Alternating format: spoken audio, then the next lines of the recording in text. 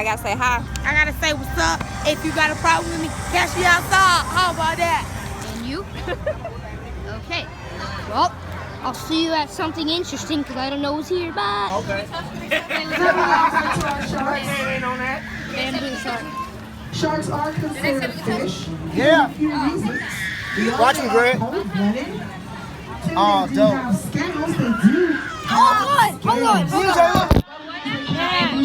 What? Can you record me doing it? Let have Jayla do it. I know my hand. I'll wash it. 75 degrees.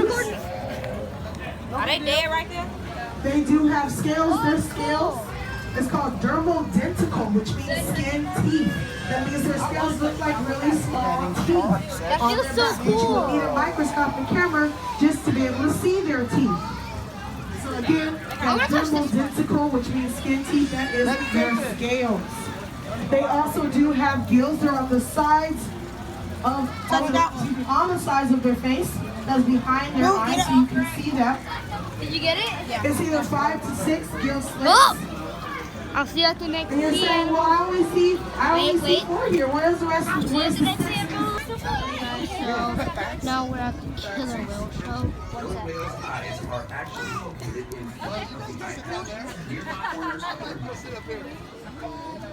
Somewhere in there. My phone's so dirty.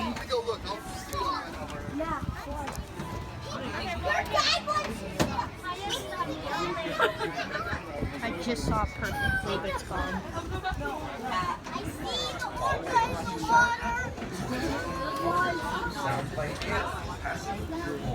Anybody dropped it? No? Anybody dropped it? Oh, right there. A little black feet in the water, that's it. Oh.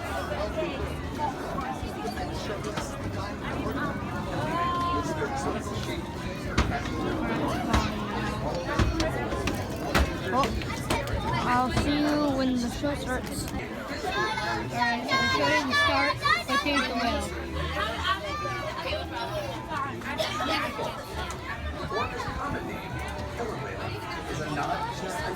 Is there another one in there? Is he yawning apparently? Oh, it's so cool.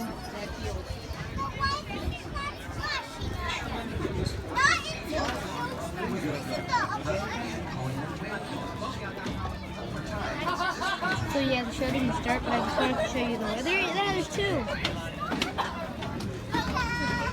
And that one went in. Well, now I'll really see you when the show starts, or if I can get a better view of the whales. Alright guys, time for the show. It is my privilege to introduce you to 3 of our 11 killer whales. Up first, she's one of our most athletic and certainly one of our most vocal. And definitely one of our highest jumpers right here in the center, making a small jump. And again, here in the center of the pool, this is Shuka. Up next, the matriarch of our pod. That's right, fellas. I'm sorry. The ladies are in charge. Our boss lady, she is in her early 40s. She has 3 calves here and 1 granddaughter here as well. In the center, everybody give her a big wave. This is Kasaka. Hey, Kasaka. Hey, Kasaka. And the big boy, ladies and gentlemen, he weighs in at just under 10,000 pounds. He's going to be getting every ounce of his body up and out of the water for you. I want to hear a big round of applause for Ulysses.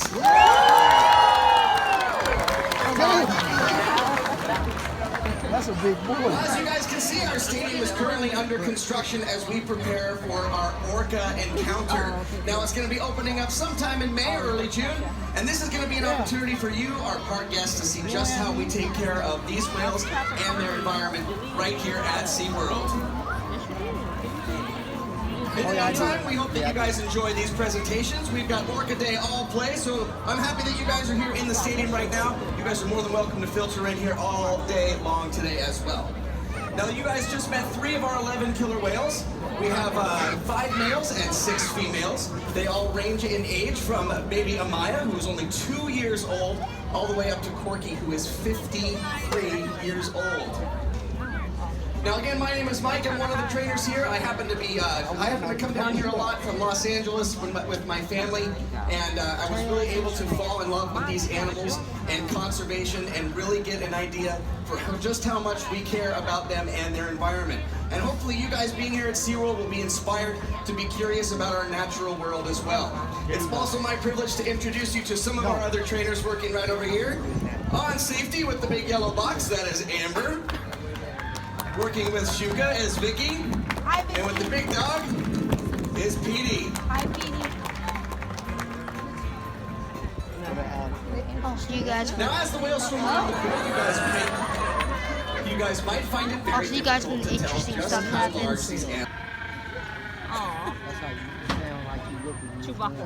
Each type of killer whale, each pod uses their Really, really own interesting, unique but I'll dialect, show you their when we own do set of jumps and calls. stuff. However, now jumps like those are called breaches. Now they could be doing that to communicate to others far away, display a little power, or just to start playing around.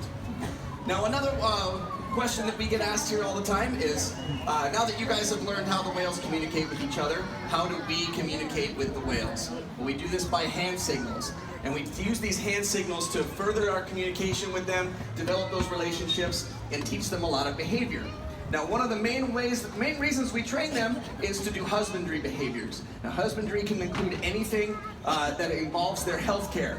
So as you can see, Vicky has Shuka upside down in a ventral lineup, and she has her tail flukes. Now, there's actually a very thick vein that runs in through their tail flukes, and the veterinarians can actually come out and draw blood from the animals. Has anybody ever had their blood drawn by a doctor? Checking it out? Yeah, a lot of you guys have. So we can do that once a month to proactively make sure that these guys are healthy and staying positive. Now, Ulysses is going to show you guys a slide-out behavior. This is not only fantastic for you photographers out there. I'm going to get out of the way. You can see Shuka there in the middle. Ulysses is going to show you just how big he is. Now this is very impressive, but it also is one of our most important behaviors. We weigh the whales at least once a week. We have a giant scale in the back. We ask the whales to get on that scale, and that way we can make sure that the whales are maintaining a healthy weight and that the calves are growing properly. Now remember those big tail flukes that we talked about a little bit earlier. They're also going to use those tail flukes in high energy behaviors for things like breaches and fast swims. Here comes Shuka. She's going to speed along the pool, demonstrating just how fast they can go. Whales can reach up to speeds of 28 miles an hour. And just like you guys saw a little bit earlier, they're also going to use those tail flukes to get very, very powerful up and out of the water. Again, ladies and gentlemen, that was 10,000 pounds up and out of the water. Very impressive, Ulysses.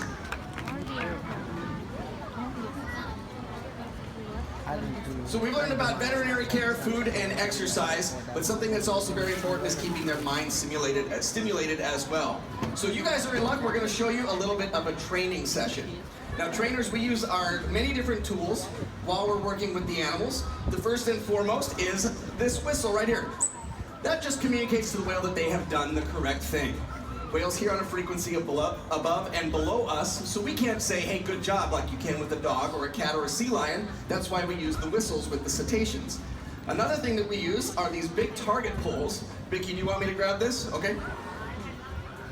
So this Q-tip looking thing is called a target pole, and it's basically just an extension of our hand. So we can ask the whales to follow this target pole, or as you guys can see, we're going to actually direct Shuka where to go. Now this is a pretty new behavior. Vicky has asked me to not tap the water right now. She gave Shuka that hand signal. Shuka's gonna come right over here to this little area where you guys are looking at, do kind of what looks like a back dive, and then pop back up and wiggle her head back and forth. And I think that's what she wants help on. All right, so that was good. Did everybody hear Vicky blow her whistle? No. Yeah, that means Shuka did the correct thing, so she's gonna come back and get some type of reinforcement. It looks like it's gonna be ice cubes this time. Ice cube. We can reinforce the whales with many different things. Fish, ice cubes, snow. We have all of these toys set up all over the pool. I could have just had it with it. Okay. So as you guys can see, Shuka's very good at that back dive part. But on the coming up part, she needs a little bit of help coming up and moving her head. So I'm gonna use this target pole like this to try to get her, or to remind her that she needs to move her head. Very nice. Did everybody hear that? Good job. Now, when she pops her head up, she can actually hear you guys clapping. So I want to hear a big round of applause when she pops her head back up out of the water. Very nice, girl. All right, and that's going to do it for us in our training session. Thank you, Shuka. Now, the whales also participate in research projects. Now, something that we have an advantage here is we do have those relationships with the animals, and we can ask researchers to come from all over the world to do some research, but for their wild counterparts as well. And that type of information is absolutely invaluable to their wild counterparts.